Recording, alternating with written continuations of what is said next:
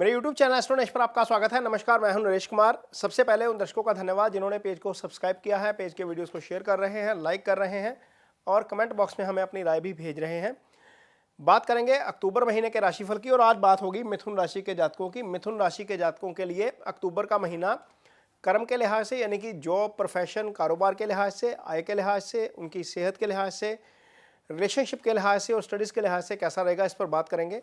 लेकिन सबसे पहले ये बताएंगे कि गोचर किस तरह का है और गोचर में क्या क्या ग्रह जो है, कौन कौन से ग्रह राशि परिवर्तन करेंगे और वो आपके लिए कितने फायदेमंद होंगे। तो ये जो कुंडली आप लगी हुई देख रहे हैं, ये 1 अक्टूबर की कुंडली है। आपकी कुंडली में शुक्र दूसरे भाव में गोचर कर रहे हैं, ये गोचर शुभ है। बुध तीसरे भाव में गोचर कर रहे हैं, ये गोचर शुभ नहीं है। सूर्य और मंगल चौथे भाव में गोचर कर रहे हैं, ये गोचर भी शुभ नहीं है। और केतु का गोचर 5वें भाव में भी शुभ नहीं है। यानी कि इस साइड पर जो ग्रह गोचर कर रहे हैं उनमें से सिर्फ शुक्र का गोचर जो है वो शुभ है। शनि 9वें भाव में शुभ गोचर में नहीं है। राहु और गुरु दोनों ही 11वें भाव में शुभ गोचर में है। चंद्रमा यहाँ से राशि परिवर्तन कर जाएंगे, ये 54 आवर्स में ही राशि बदल जाते हैं, तो ये ज़्यादा मायने नहीं रखता।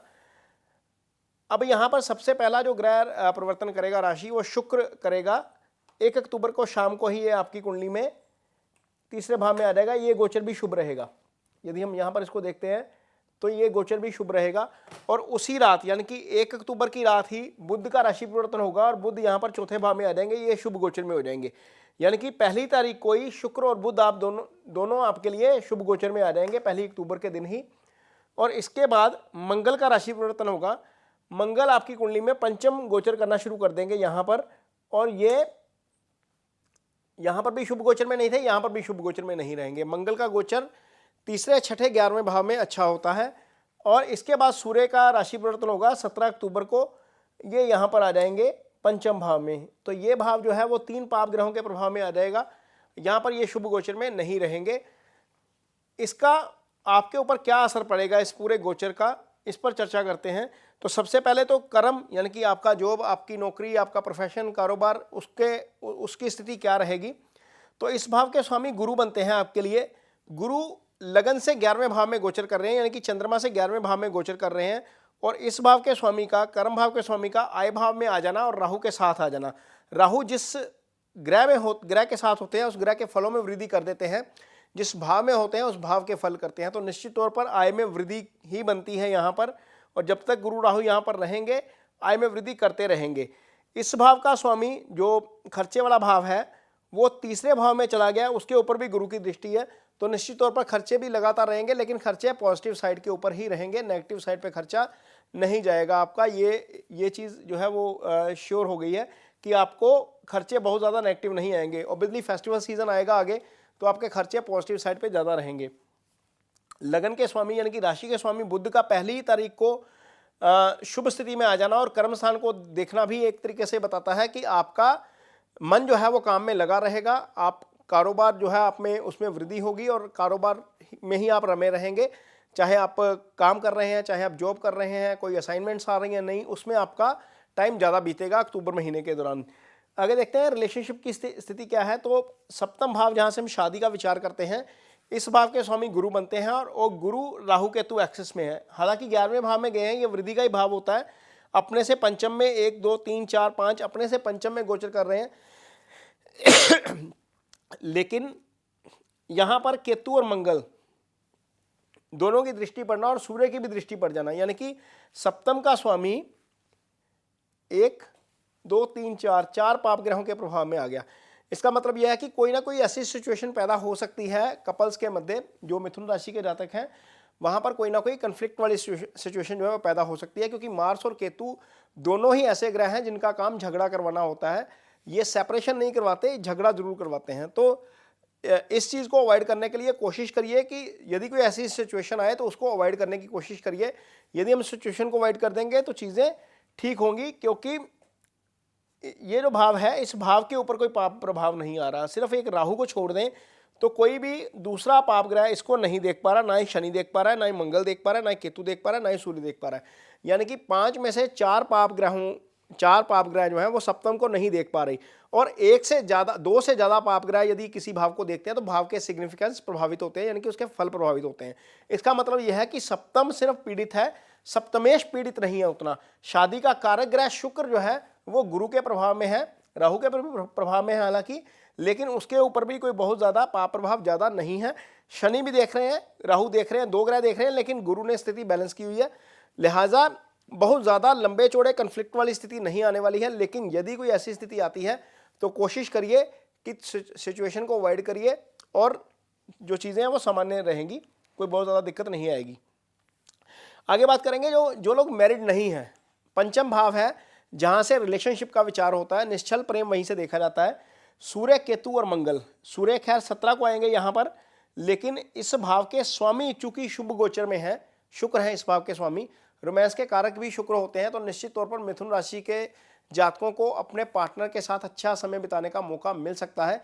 लेकिन यह ध्यान रखिए कि आप जब भी किसी के साथ जा रहे हैं अपने पार्टनर के साथ, तो कोशिश करिए कि वहाँ पर आप काम रहिए, कन्फ्लिक्ट वाली पोजीशन में ना आइएगा। कोई ऐसा कई बार होता है कि हम बातचीत करते हैं और बातचीत के दौरान कोई ऐसी बात होती है जिस पर आपका ओपिनियन सेम नहीं होता, उस पर कन्फ्लिक्ट हो जाता है। मैं कन्फ्लिक्ट इसलिए बोल रहा हूँ क्योंकि भाव को तो 3-4 ग्रह जो पाप ग्रह हैं वो प्रभावित कर रहे हैं, तो वहाँ पर वो असर जरूर देखने को मिलेगा। हालांकि भाव का स्वामी और रोमांस का कारक ग्रह शुक्र अपनी जगह पर ठीक है, अच्छी पोजीशन में है, लेकिन भाव पीड़ित है, तो वहाँ पर भी थोड़ी सी सावधानी रखनी पड़ेगी। जो लोग जो है वो वेट कर रहे हैं कि अक्टूबर के बाद या अक्टूबर में उन्हें कोई पार्टनर मिलेगा, तो थोड़ा सा इंतज़ार उनका लंबा हो सकता है, क्योंकि पाप जो है प्रभाव ज़्यादा है। पंचम पूरे तरीके से एक्टिवेट नहीं हो पाएगा। जब पूरे तरीके से एक्टिवेट नहीं है तो वैसी स्थिति में हो सकता है कि आपको थोड़ा सा लंबा इंतज़ार करना पड़े पार्टनर के लिए। कम से कम जब तक सूर्य और मंगल यहाँ पर रहेंगे तब तक तो स्थिति आपके लिए इंतज़ार वाली ही है।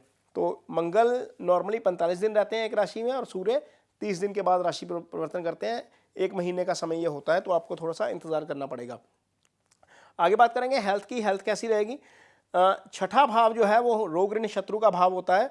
सूर्य हेल्थ के कारक हैं, सूर्य लगन के भी कारक होते हैं, और सूर्य नीच राशि में आकर राहु केतु एक्सिस में आ गए हैं और मंगल साथ में है।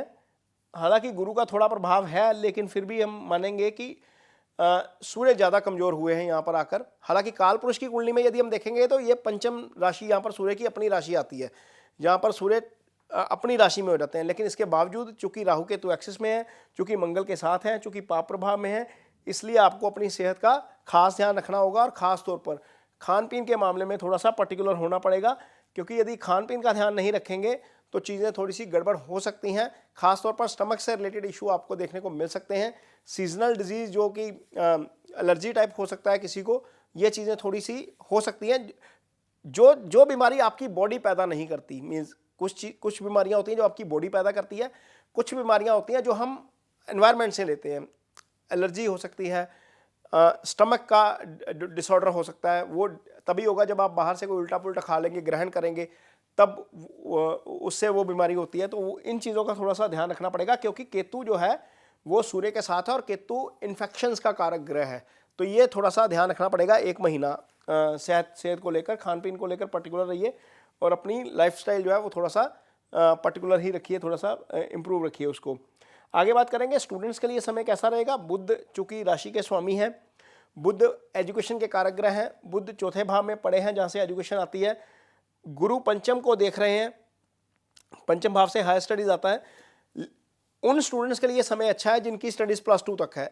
जिनकी स्टडी उसके बाद की है, हायर एजुकेशन वाले जो स्टूडेंट्स हैं, उनको स्ट्रगल करना पड़ सकता है। अक्टूबर महीने में काफ़ी मेहनत करनी पड़ सकती है। जो भी उनको असाइनमेंट्स मिले हैं, जो भी उनको सब्जेक्ट मिले हैं, या आगे जो किसी कॉलेज में जाना चाहते हैं, किसी एग्ज़ाम में जाना चाहते हैं, तो वहाँ पर थोड़ा सा स्ट्रगल करना पड़ सकता है, क्योंकि पंचम जो है वो 3 पाप ग्रहों के प्रभाव में है। चौथा राहु है। पंचम आपका स्टेट ऑफ माइंड होता है, यहीं से आप तैयारी करते हैं, यही इंटेलिजेंस का भाव होता है। तो वहाँ पर आपका मन पढ़ाई में अक्टूबर में कम लगेगा, ये थोड़ा सा ध्यान रखना पड़ेगा। जिनका पढ़ाई में मन कम लगेंगे मिथुन राशि के जातकों का अक्टूबर में, वो सफ़ेद चीज़ जो है वो ग्रहण करें, वाइट कपड़े पहने, और सोमवार के दिन जो है वो सफ़ेद चीज़ का दान भी करें, तो उससे मन मजबूत होता है। चंद्रमा मजबूत होना बहुत ज़रूरी है फोकस के लिए। तो यदि आपका फोकस ठीक हो जाता है, आपकी इंटेलिजेंस अपने आप उभर के बाहर आती है। तो ये अक्टूबर महीने का राशिफल है मिथुन राशि के जातकों के लिए। ये वीडियो आपको कैसा लगा इस पर कमेंट बॉक्स में अपनी राय जरूर दीजिए। यदि ये वीडियो अच्छा लगे तो इसे शेयर जरूर करिए, पेज को सब्सक्राइब जरूर करिए। इसके साथ ही मुझे दीजिए इजाजत। नमस्कार।